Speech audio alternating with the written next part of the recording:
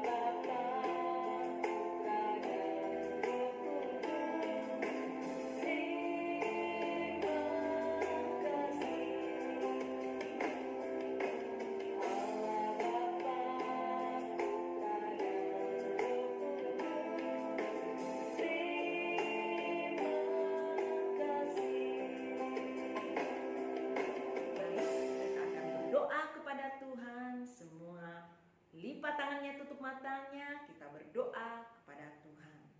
Terima kasih Tuhan buat segala kasih kebaikan-Mu dalam setiap kehidupan kami. Kalau saat hari ini Tuhan, kami memperingati hari ketuangan Roh Kudus. Kami percaya Tuhan, ketika Roh Kudus Engkau curahkan dalam kehidupan kami, itu memberikan kami kekuatan sebagai penolong dalam setiap kehidupan kami Bapa. Biarlah hari ini Engkau hadir di tengah-tengah ibadah sekolah minggu. Engkau urapi ibu guru yang mengajar sekolah minggu, dan Engkau urapi anak-anak-Mu semua Tuhan, sehingga mereka dapat beribadah dengan hikmat yang daripada-Mu Tuhan. Kami tahu ada kuasa kegelapan iblis setan yang coba mengganggu ibadah kami. Kami tolak, tengging, hancurkan dalam nama Tuhan Yesus Kristus. Segala kuasa kegelapan iblis setan, Kau keluar pergi. Darah Tuhan Yesus Kristus yang berkuasa. Kami pertaruhkan ibadah kami mulai dari permulaan, pertengahan hingga akhirnya. Kami alaskan dalam satu nama, yaitu dalam nama Tuhan Yesus Kristus. Haleluya. Amin. Puji nama Tuhan. Baik, kita akan memuji-muji akan nama Tuhan.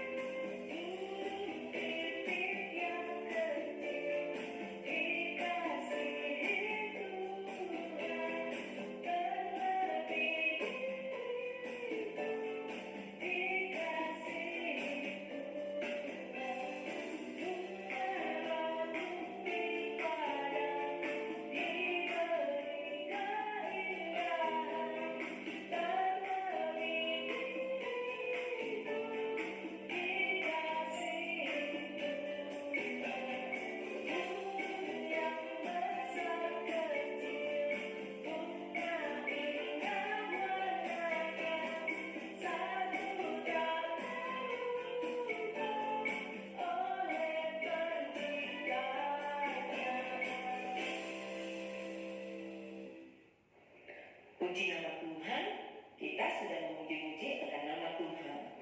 Selanjutnya kita akan mau memberikan persembahan kita kepada Tuhan. Untuk itu sebelumnya kita angkat lagu doa untuk persembahan.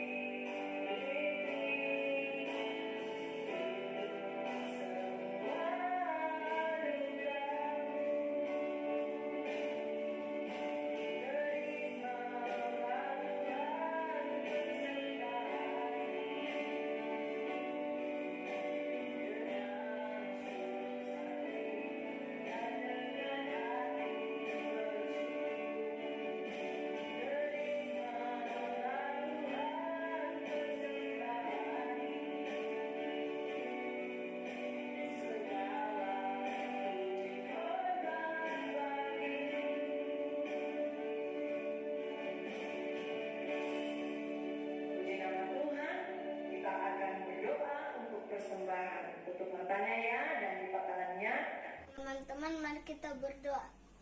Tuhan Yesus, terima kasih pada saat ini kami akan memberikan persembahan kami. Berkati orang tua kami, berkati persembahan ini.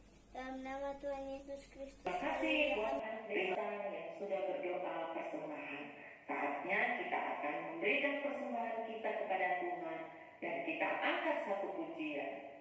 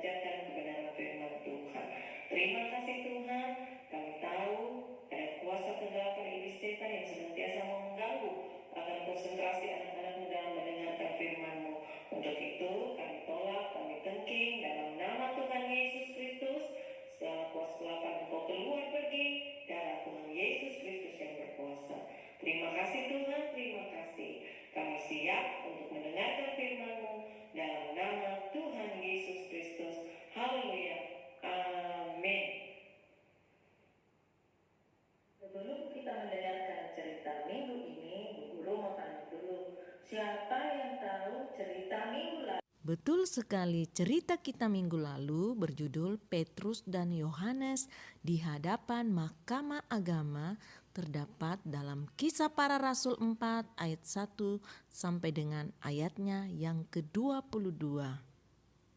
Nah, sekarang Bu Guru mau tanya, siapa yang tahu ayat hafalan minggu lalu? Baik, kita akan baca bersama-sama dalam Kisah Para Rasul 4 ayat 12 bagian A. Dan keselamatan tidak ada di dalam siapapun juga selain di dalam Dia. Nah, selanjutnya kita akan menyaksikan cerita firman Tuhan minggu ini yang berjudul Rasul-Rasul dilepaskan dari penjara. Terdapat dalam Kisah Para Rasul 5 ayat 12 sampai dengan ayat 42. Sekali lagi, rasul-rasul dilepaskan dari penjara. Terdapat dalam Kisah Para Rasul 5 ayat 12 sampai dengan ayatnya yang ke-42. Semua orang percaya selalu berkumpul di serambi Salomo dalam persekutuan yang erat. Mereka sangat dihormati orang banyak. Dan makin lama, makin bertambahlah jumlah orang yang percaya kepada Tuhan, baik laki-laki maupun perempuan, dan oleh rasul-rasul diadakan banyak tanda dan mujizat di antara orang banyak. Bahkan mereka membawa orang-orang sakit keluar ke jalan raya dan membaringkannya di atas balai-balai dan tilam, supaya apabila Petrus lewat, setidak-tidaknya bayangannya mengenai salah seorang dari mereka. Dan juga orang banyak dari kota-kota di sekitar Yerusalem datang berduyun-duyun serta membawa orang-orang yang sakit dan orang-orang yang diganggu roh jahat. Dan mereka semua disembuhkan.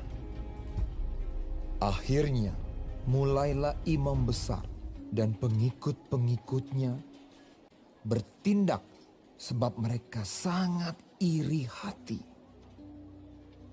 Mereka menangkap rasul-rasul itu, lalu memasukkan mereka ke dalam penjara kota.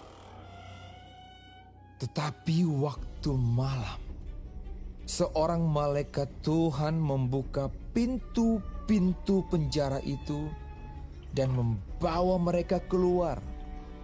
Katanya, "Pergilah, berdirilah di bait Allah, dan beritakanlah seluruh firman hidup itu kepada orang banyak." Tetapi ketika pejabat-pejabat datang ke penjara, mereka tidak menemukan rasul-rasul itu di situ.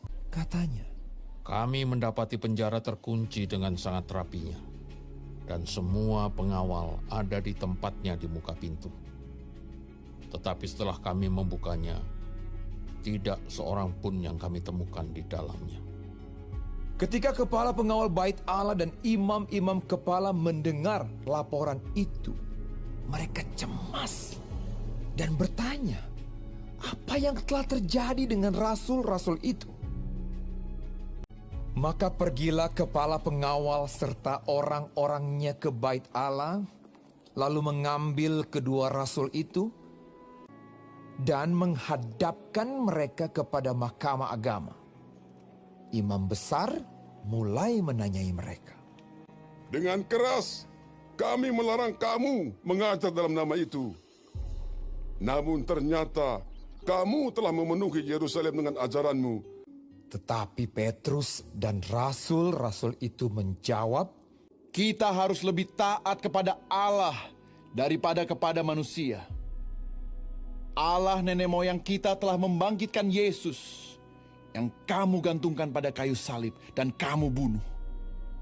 Dialah yang telah ditinggikan oleh Allah sendiri menjadi pemimpin dan juru selamat.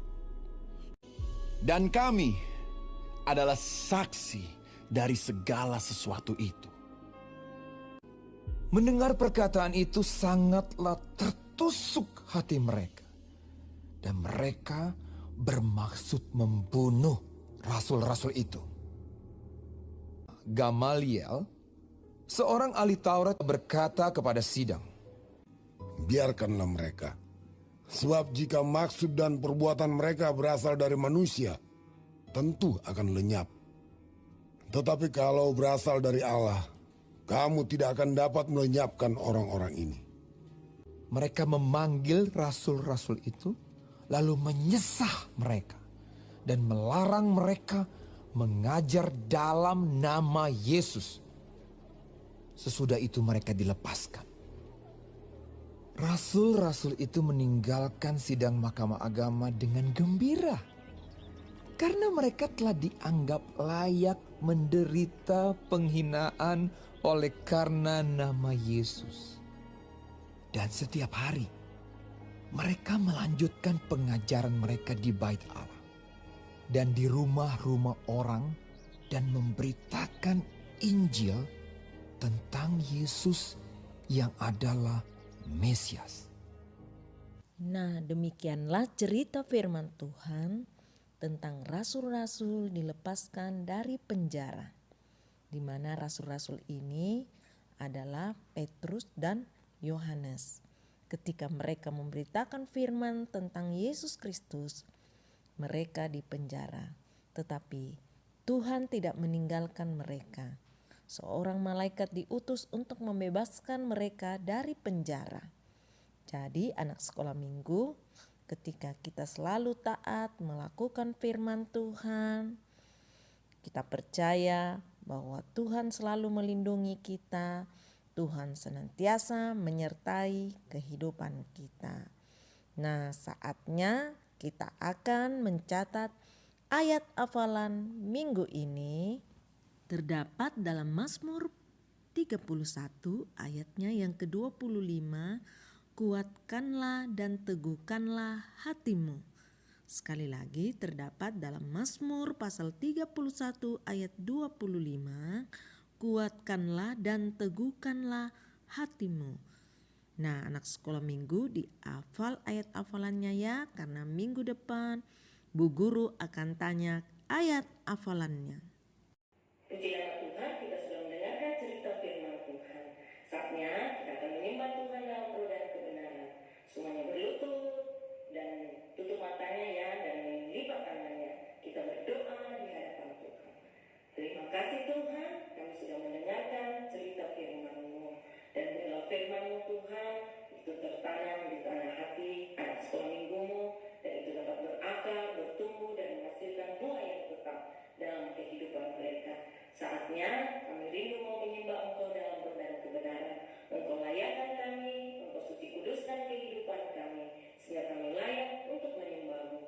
Sambungkan roh-Mu dengan roh kami, nyalakan ketidian-Mu, dan Engkau hadir di tengah-tengah penyembahan kami. Jika ada kuasa kegelapan ini setan yang coba mengganggu akan penyembahan kami tolak penting dalam nama Tuhan Yesus Kristus, dan kami siap menyembah-Mu. Haleluya.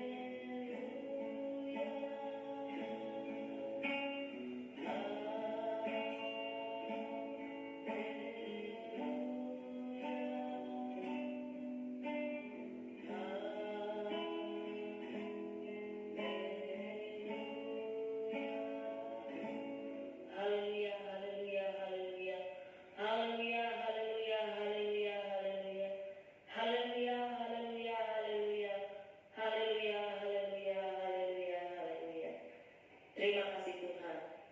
kasih Yesus, terima kasih Roh Kudus. Semuanya bangkit berdiri, kita akan naikkan doa syafaat kita di hadapan Tuhan. Untuk itu kita angkat satu pujian buat Tuhan.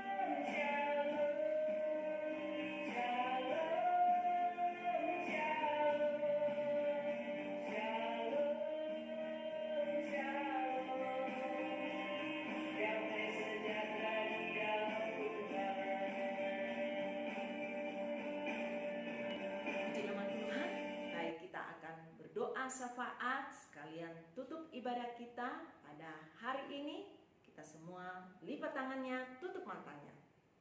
Terima kasih Tuhan buat segala penyertaan-Mu, di mana Engkau sudah menyertai kami dalam ibadah sekolah minggu. Kami percaya berkat ibadah sudah menjadi bagian dalam kehidupan kami anak-anak sekolah minggu-Mu. Biarlah Engkau senantiasa hadir dalam kehidupan anak-anak-Mu, memberikan kekuatan, kesehatan, hikmat, kepintaran, akal budi, sehingga anak-anak-Mu bertumbuh menjadi anak yang dengar-dengaran, takut kepada orang tua, terlebih kepada Tuhan. Berkati juga guru sekolah minggu yang sudah mengajar, juga orang tua dari sekolah minggu-Mu Tuhan. Biarlah Engkau memberkati akan setiap pekerjaan mereka, apa yang menjadi mata pencarian usaha mereka, Engkau memberkati. Terima kasih Tuhan, kami juga berdoa buat anak-anak sekolah minggu yang tidak mengikuti ibadah secara online. Mungkin mereka dalam keadaan sakit, Tuhan lawat, Tuhan pulihkan, sembuhkan. Mereka yang dalam keadaan malas Tuhan, biarlah Engkau menjamah akan kehidupan anak-anak-Mu, sehingga mereka mempunyai kerinduan untuk mau beribadah, memuji, muliakan nama-Mu. Kami berdoa buat bangsa kami, pemerintah kami, baik dari pusat, pelosok hingga daerah. Mereka dapat memimpin bangsa negara kami seturut kehendak yang daripada-Mu. Terima kasih Tuhan, terima kasih. Kami bersyukur buat berkat ibadah pada saat pagi hari ini, di mana kami merasakan kasih-Mu, kebaikan-Mu Tuhan. Kami memperingati hari pencurahan Roh Kudus Tuhan. Biarlah Roh Kudus-Mu selalu hadir dalam kehidupan kami. Terima kasih Tuhan, terima kasih. Kami tutup ibadah sekolah minggu pada saat pagi hari ini. Kami alaskan dalam satu nama, yaitu dalam nama Tuhan Yesus Kristus. Haleluya, amin. Puji nama Tuhan. Ibadah sekolah minggu telah selesai. Sampai jumpa minggu depan. Shalom.